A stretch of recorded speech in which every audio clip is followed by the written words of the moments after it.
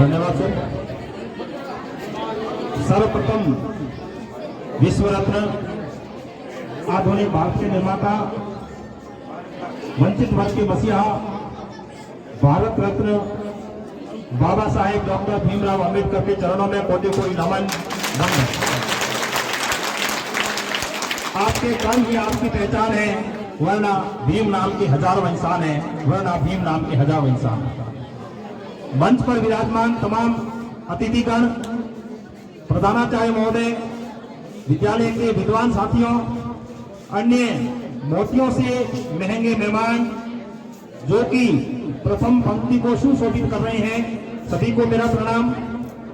शिक्षा को समर्पित इस गांव के सभी ग्रामीणजन जो आज के इस कार्यक्रम का हिस्सा बने हैं और इस कार्यक्रम की शोभा बढ़ा रहे हैं, और नवला राम जी और मोहनलाल जी यहाँ से स्थानांतरण होने के बाद आज उनका जो विदाई समारोह रखा गया है, उनको भी मेरा प्रणाम।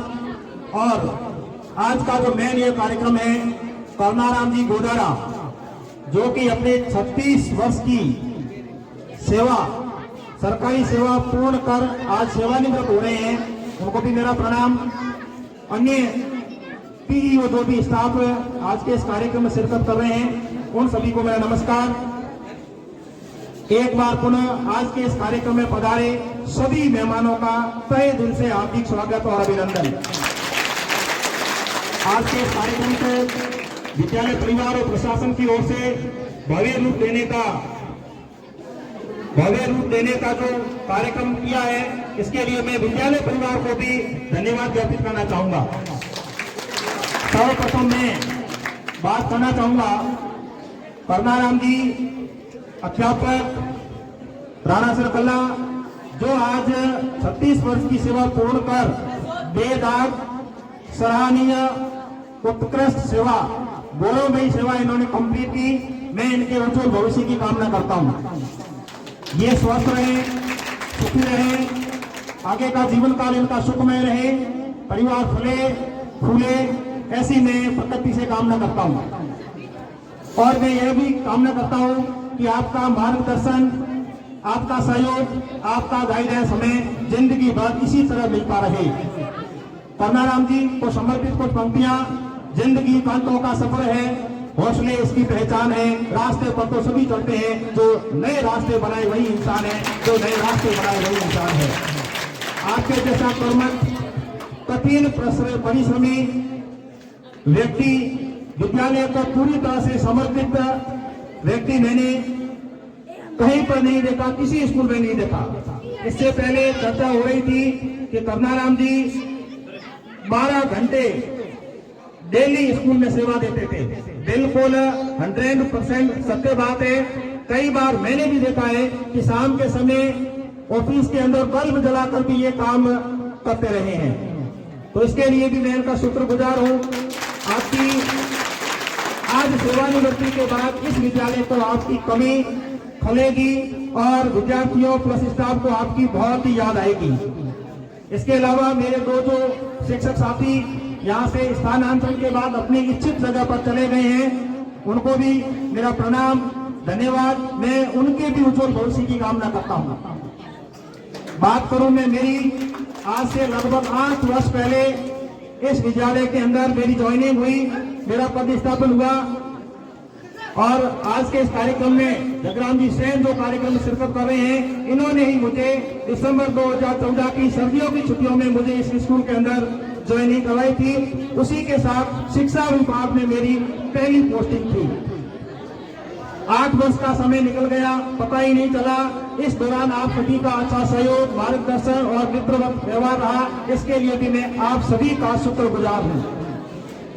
इस विद्यालय में काम करने के दौरान मुझे कई शिक्षक साथियों का अनुभव प्राप्त हुआ, उनके साथ में काम करने का मुझे सौभाग्य मिला। इसमें जगराम जी सेन, हरलाल जी बोला, दामोदर लाल मीणा, महेंद्र जी मीणा, मंगलाराम जी पापलिया, लातूराम जी बिश्नोई, सूर्याराम जी सुखार, मदन लाल जी आचार्य, पूर्णमाराम बिश्नोई, बलजीत सिंह, विजेंद्र हेत्रा, अभिमन्यु सिंह, रामनारायण बिश्नोई और आप सभी शिक्षक साथी जो अभी हमारे साथ में हैं, इन सभी का मार्गदर्शन मिला, इन सभी का सहयोग मिला और इन सभी के साथ मेरा व्यवहार बहुत ही अच्छा रहा। मैंने आप सभी को मन कर्म वचन से यदि किसी भी प्रकार की ठेस पहुंचाई है तो मैं क्षमा प्रार्थी हूं, आपसे क्षमा चाहता हूं। मेरी एक बुरी आदत है कि किसी भी व्यक्ति को जो कुछ कहना होता है मैं ऑन स्पॉट कह देता हूं। मैं मेरी इस आदत को बुरी आदत मानता हूं, चाहे सामने प्रिंसिपल हो, चाहे सामने वाइस प्रिंसिपल हो, चाहे फर्स्ट ईयर हो, सामने चाहे जिला कलेक्टर हो, मैं ऑन स्पॉट कहने वाला इंसान हूं। जब मैंने सरकारी सेवा में ज्वाइन की, जैसे एज ए ग्राम सेवक सन 2008 के अंदर पहली बार फर्स्ट डे मेरी मुलाकात जिला कलेक्टर बाड़मेर से हुई और उसी समय मैंने सत्य बात बिल्कुल उनके सामने रखी थी। उस समय मेरी पोस्टिंग लोहारा में हुई थी। जिस दिन मैंने ज्वाइनिंग की उसी दिन अखबार की हेडिंग में आ गया कि सरकार एक तरफ श्रमिकों को 100 रुपए देने का वादा करती है, जबकि लोहारा ग्राम पंचायत के अंदर 2 रुपए दिए जा रहे हैं। जिला कलेक्टर ने मेरे से सीधा सवाल किया था और मैंने डर तो किसी बात का था ही नहीं आए थे, सीधा मैंने बोल दिया साहब 2 रुपए का काम किया, नरेगा कहती है जितना काम उतना दाम, 2 रुपए काम किया, हमने 2 रुपए दे दिए। आप 2 के 3 कर सकते हो तो कर लीजिए, आप जिला मजिस्ट्रेट हो, लेकिन नहीं कर सकते। और वो नहीं दे, 2 रुपए का ही भुगतान हुआ। तो मेरे कहने का मतलब ये है, सत्य कड़वा होता है, सत्य हमेशा सत्य ही रहेगा। तो ऑन स्पॉट कहने के लिए मैंने कई बार विद्यालय के अंदर भी अपने जो स्टाफ है, प्रिंसिपल साहब है, अन्य कोई ग्रामवासी भी है, तो मैंने उनको जो भी विद्यालय के हित की बात थी मैंने ऑन स्पॉट उनको सही बात बताने का प्रयास किया है। इस दौरान यदि किसी को दुख हुआ हो, किसी को ठेस पहुंची हो तो मैं उसके लिए भी क्षमा प्रार्थी हूँ। पीठ पीछे कहने की मेरी आदत नहीं है। भविष्य में कहीं पर भी मिले तो मन से दुखी आत्मा से नहीं मिले, बिल्कुल गर्व के साथ में छाती ठोक कर कह सकते हैं कि ये मेरा स्टाफ है और हमने 4 साल 5 साल 10 साल साथ में काम किया है। 2015 की बात करूं तो विज्ञान वर्ग को बचाए रखने के लिए जगराम जी सेन, मैं और अभिमन्यु जी 3 लोग थे जिन्होंने राणा सरकल्ला के अंदर विज्ञान वर्ग को बचाए रखा। हमने ये सोचा था कि कला वर्ग तो कभी भी करवा सकते हैं, विज्ञान वर्ग बाद में होगा या नहीं होगा।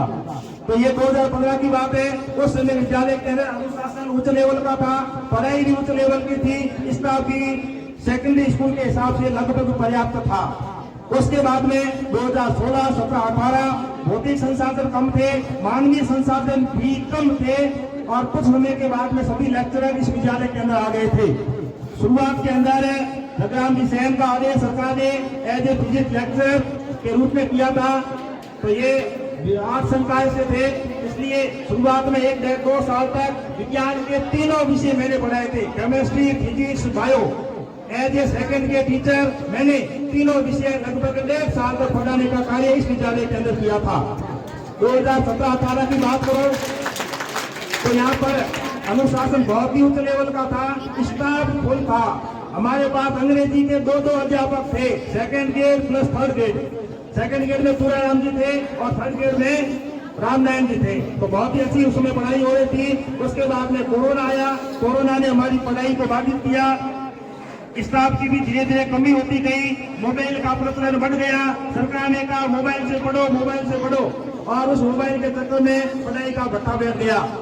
वर्तमान में यदि हम बात करें, इस मोबाइल के कारण अनुशासन बहुत ही ज्यादा डाउन हो गया। और इस स्कूल की बात करूं तो मोबाइल प्लस स्टाफ की कमी के कारण अनुशासन काफी प्रभावित हुआ है। अभी वर्तमान में मैं ये भी देख रहा हूँ कि कई विद्यालयों के अंदर, सरकारी विद्यालयों के अंदर जो स्टाफ है उनका लेवल भी काफी डाउन हुआ है। पहले जो विद्यालय के स्टाफ जैसे पढ़ाते थे, जिस लेवल से पढ़ाते थे, उस लेवल की पढ़ाई आज के टाइम में अध्यापक भी नहीं करवा रहे हैं। ये भी मुझे देखने को मिला है।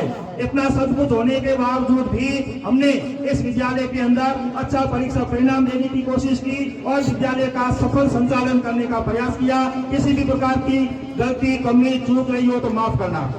इस सत्र में मेरे स्थानांतरण के बाद विद्यालय के अंदर 3 लेक्चरर की पोस्ट खाली हो गई। तो इस बात का है कि विद्यालय के अंदर एक भी लेक्चरर नहीं है। प्रैक्टिकल करवाने में थोड़ा पड़ी थोड़े दिनों, ठीक है, तो एक भी पोस्ट खाली नहीं है, तो बच्चों को बहुत ही ज्यादा नुकसान हुआ है, ये मैं भी मानता हूँ। लेकिन मैंने यहाँ पर 8-9 साल सेवा दी, तब मेरा भी मन ऐसे उब गया था कि एक जगह 8-9 साल सेवा की है और हमारे गांव में पोस्ट खाली हो गई। गांव वालों ने बहुत ही ज्यादा हल्की रिक्वेस्ट की, तब जाकर मैंने यस किया है। एक बार मेरे को खाली पोस्ट जैसे ही खाली हुई, अखाराम जी सरपंच प्रतिनिधि का मेरे पास फोन आया। मैंने उनको ऑन स्पॉट मना किया, नहीं मैं घर के गांव में नौकरी नहीं करना चाहता, ये मेरा स्टेटमेंट था।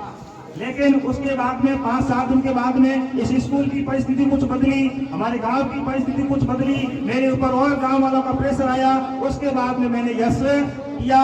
यस करते ही दूसरे दिन आदेश हो गया। इसके बाद में इस गांव से मेरा आत्मीय लगाव था। गांव वालों का फोन मेरे पास, कई गांव से लोगों का मेरे पास फोन आया, अच्छे लोगों का फोन आया। उन्होंने मेरे को ये कहा, देखिए आप उनका स्टेटमेंट, उन्होंने कहा था कि यदि आप मांगा गए हो तो आपने अर्जी दी होगी। बिल्कुल अर्जी दी है। राणा सर वापस आना चाहते हो तो अर्जी की जरूरत नहीं है, आप यस कर दो, आदेश करवा देंगे। ये बोला गया था, हमें कोई अर्जी की जरूरत नहीं है, आप तो यस कर दो, हम आपका आदेश करवा देंगे।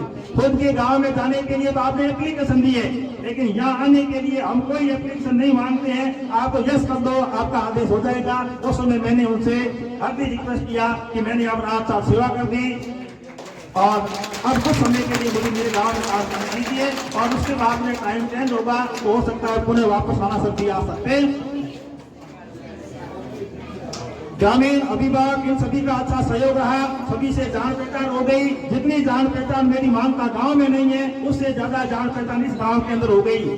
चाहे किसी भी जाति से हो, किसी भी वर्ग से हो व्यक्ति, मेरी जान पहचान जाति से नहीं बल्कि काम से हुई है, कर्म से हुई है, कर्म की ही पूजा होती है।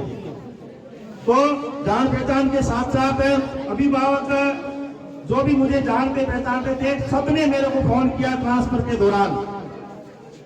अभी मैं आप अभिभावकों से बात करना चाहूंगा कि आपका पहला बच्चे का जो पहला विद्यालय होता है वो घर होता है। घर पर बच्चा 18 घंटे रहता है और विद्यालय के अंदर 6 घंटे रहता है। सॉरी,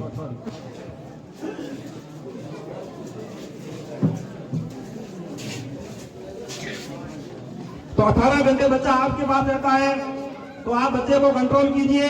अनुशासन जो भी कम ज्यादा है, पढ़ाई नहीं कर रहा है, आप खुद उसे कंट्रोल करिए। आपके बच्चे को आप कंट्रोल नहीं करोगे तो दूसरा माई का लाल कोई कंट्रोल करने वाला नहीं है। आप अध्यापकों के भरोसे मत छोड़ें। आप इसी सीजन से हमने स्कूल भेज दिया, स्कूल हो जाएगा, नहीं होगा। आपका बच्चा आपके कंट्रोल में नहीं होगा तो वो बच्चा कभी अध्यापकों के कंट्रोल में रहने वाला नहीं है। ये भी बात मैं सीधी इस मंच के माध्यम से कह रहा हूँ। किसी के दिमाग में ये जुड़ा हो हमने स्कूल भेज दिया बस हमारा काम हो जाएगा, बिल्कुल नहीं होगा। बच्चे को आप खुद कंट्रोल कीजिए। स्कूल में जाने के बाद बच्चे की पढ़ाई हुई है नहीं हुई है, ये सब चीजें आपको भी देखनी पड़ेगी।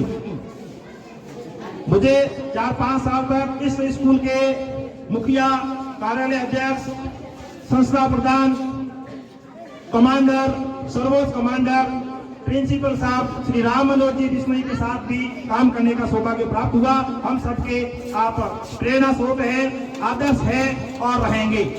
बिल्कुल हम आजीवन आपके जो दिशा निर्देश है, आपके जो आदर्श है उनको फॉलो करेंगे। आपका नम्र व्यवहार, सादगीपूर्ण व्यवहार, ठंडे दिमाग से सोचने वाले, कठिन परिश्रम करने वाले आप इंसान हैं। हम आपसे बहुत कुछ सीखे हैं और भी सीखेंगे। आपकी छत्र छाया में यह विद्यालय निरंतर प्रगति कर रहा है, जो कि आप हम सभी देख रहे हैं, जग जाहिर है। सर के लिए कुछ पंक्तियां, अगर हाथ में होता तो आसमान देने को मन करता है, अगर हाथ में होता तो आसमान देने को मन करता, सिर झुककर जाता इतना सम्मान देने को मन करता।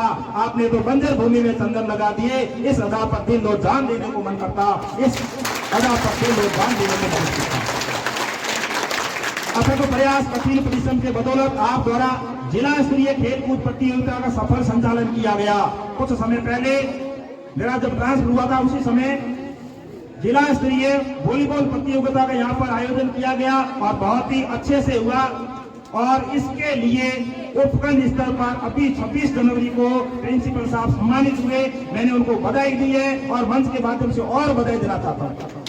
और उस दौरान उसके अंदर ये भी लिखा गया था कि इस विद्यालय में विज्ञान संकाय का जो रिजल्ट है वो शानदार रहा। प्लस बाड़मेर जिले के अंदर ऐसा कोई ग्रामीण विद्यालय नहीं है जहां पर राणा सर के जितना नामांकन हो। हमारे लिए बहुत बड़े गर्व की बात है। बहुत बड़े गर्व की बात है, बाड़मेर पूरे जिले के अंदर ग्रामीण क्षेत्र में इतना जो नामांकन है कहीं पर भी नहीं है। दुख की बात यह है कि एक भी लेक्चरर नहीं है। ये सब गांव वालों को सोचना है। मैं सबके उत्तरोत्तर विकास प्रगति की कामना करता हूं। अंत में विद्यार्थियों के लिए मैं कुछ कहना चाहूंगा। कुछ करके दिखा दुनिया में काम बहुत है, इस दुनिया में जीतने के मुकाम बहुत है। सिकंदर वही जो जीत के दिखा दे, वरना कोशिश करने वाले इंसान बहुत है, वरना कोशिश करने वाले इंसान बहुत है। बच्चों को समर्पित है, कठिन परिश्रम कीजिए, लगन के साथ काम कीजिए, दिन रात एक कीजिए, निश्चित रूप से आपको सफलता मिलेगी। मेहनत से जो सफलता मिलेगी, उस सफलता का कोई शॉर्टकट नहीं होता है। नकल पे विश्वास नहीं करें, कदापि नकल में विश्वास नहीं करें। नकल करके आप कितने ही % बना दो, कहीं काम आने वाले नहीं है। नकल कीजिए आप मेरी कि पोखरराम फर्स्ट ग्रेड है तो मैं फर्स्ट ग्रेड बनूंगा, मैं फर्स्ट ग्रेड बनूंगी, या कोई IAS है, RAS है, आप उसकी नकल कीजिए कि वो RAS कैसे बना, मैं भी RAS बनूंगा। उन चीजों की आप नकल कर सकते हैं। लक्ष्य तय करें, उसके अकॉर्डिंग मेहनत करें। जो आपका टारगेट है, जो आपका लक्ष्य है, उसके प्रति आप जिद्दी हो जाएं, जिद पालें। कोई कहता है कि ये काम तेरे से नहीं होगा, जिद होनी चाहिए, मैं तो यही करूंगा। कहीं पर भी ऐसा हो, आप जिद पालें और उसके लिए पागल हो जाइए। हमारे सामने समस्या क्या है कि लोग क्या कहेंगे, हम आगे आकर बोलते हैं, उसे भी घबराते हैं कि मैं बोलूंगा तो ये पड़ोसी क्या सोचेंगे। वो पड़ोसियों का काम है, वो पड़ोसियों के ऊपर छोड़ दो। आपको जो काम करना वो करिए आप। तो पड़ोसियों की टेंशन आप नहीं लें। दुनिया में नाम करना है तो जो दुनिया कर रही है उससे कुछ अलग करना सीखो। आपके सामने ऐसे कई उदाहरण हैं, अरुणिमा सिन्हा, थॉमस एडिसन, दशरथ मांझी, ऐसे कई आपके सामने उदाहरण हैं। जोश और जज्बे के साथ उन्होंने काम किया और उन्होंने वो सब चीज हासिल की जो अन्य व्यक्तियों ने नहीं की थी। दुनिया की कोई भी ताकत आपको रोक नहीं सकती। यदि रोक सकते हैं तो वो खुद आप खुद रोकते हैं। आपको इंसान बनाया भगवान ने, गॉड ने आपको इंसान बनाया, उसने भगवान ने किसी भी प्रकार का डाउट नहीं किया। तो आप खुद के ऊपर डाउट करने वाले कौन होते हो? इसलिए खुद के ऊपर डाउट नहीं करें और कठिन परिश्रम में कठिन मेहनत करते हुए आगे बढ़ें। रेलवे स्टेशन के ऊपर चाय बेचने वाला व्यक्ति नरेंद्र मोदी देश का प्रधानमंत्री बन सकता है। घास फूस के छप्पर में रहने वाला रामनाथ कोविंद देश का राष्ट्रपति बन सकता है। अखबार बेचने वाला व्यक्ति अब्दुल कलाम देश का राष्ट्रपति बन सकता है। पेट्रोल पंप के ऊपर नौकरी करने वाला इंसान रिलायंस इंडस्ट्री खड़ी कर सकता है। माँ बाप का बचपन में कत्ल हो गया मिल्खा सिंह कॉमनवेल्थ गेम्स के अंदर गोल्ड मेडल जीत सकता है। दिव्यांग होने के बावजूद भी अरुणिमा सिन्हा 7 महाद्वीपों की जो 7 बड़ी चोटियां हैं उनको फतेह कर सकती है। क्लासरूम में बैठकर अध्ययन करने का अधिकार नहीं होने के बावजूद बाबा साहब डॉक्टर भीमराव अम्बेडकर ने भारत का संविधान लिख दिया, तो आप क्यों नहीं कर सकते?